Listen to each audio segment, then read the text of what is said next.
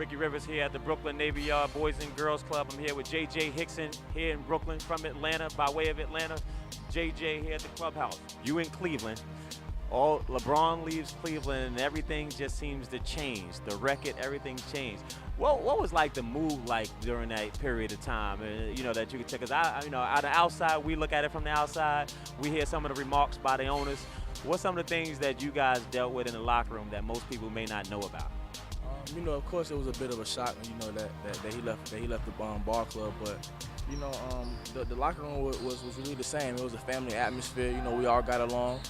We didn't win as many games, like you said, as we won the last two or three years. But you know, the overall morale of the team was the same. We played hard basketball, but we just couldn't get enough wins to you know, make the playoffs and make some noise. But you know, I wish those guys the best of luck, and you know, I'm a Sacramento King right now. And what are some of those pieces you look for? You say, okay, when I look at Sacramento, they have these pieces that I think that I could fit in well with. What's some of those things you say, okay, I like these things, these little pieces that made it interesting with Sacramento, makes it interesting there? You know, the first thing that has to stand out is all of us, you know, are young. You know, and I think out of all those young guys, I'm the one with the most, you know, playoff experience and the most game experience. Being as though I played on a championship caliber team, so I'm just coming in looking to be a leader, and you know, hopefully we can get up and down the floor and get some easy buckets, and you know, like I said, make some noise. Now, what some people may ask you, what is like working with General, man? You know, Des from Atlanta. A lot of people know him all around the country, but he does a good job in terms of developing talent. What's some of the things I think that you've learned and you picked up from him that helped you get to this point in your career? You know, not just, I learned more off the court than I did on the court. You know, he's a great guy. He's like a father figure to me. You know, stand-up guy, and on the court, you know, he taught me a lot of things that I didn't know about basketball.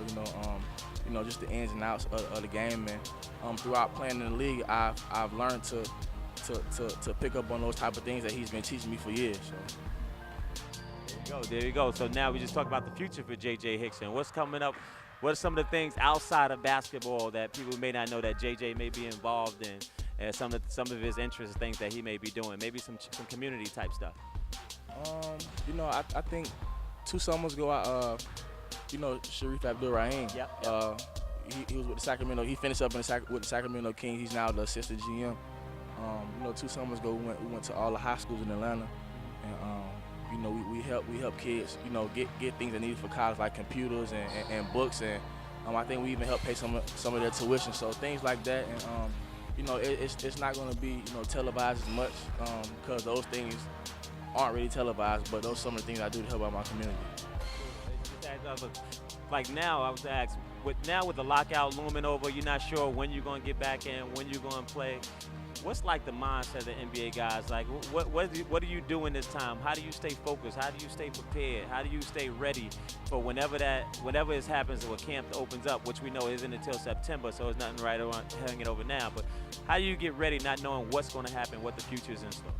You know, of course I want a season, but you know when it's not the season, when it's the off season, you can get more work in. So I'm not happy, but I'm excited that, you know, I'm able to be in the gym, you know, for an extended period of time and work on my game even more so I could develop more. So, you know, the longer they have a lockout, the worse it's going to be on them during the season when I get ready. I know, and there's no checks during the lockout, man. So do you ever say like, damn, if this go too long, I'm going across the waters to get a check or something like that? Because some of the guys I've seen starting to deflect and trying to sign overseas deals. Is that a thought process that right now, or is it too early? Nah, that's definitely a thought that's been running through my head. I had a couple offers. I'm gonna keep it disclosed, but right. You know, it's not really about the money. I mean, but players in the NBA just want to play basketball. So I can see why some of those guys are going overseas and thinking about going overseas. And you know, I'm still optimistic about you know testing the waters. But you know, as of now, I'm in Vegas right now working out with Joe Abunazar, Impact Basketball, and you know that's my routine. That's my schedule for the rest of the summer.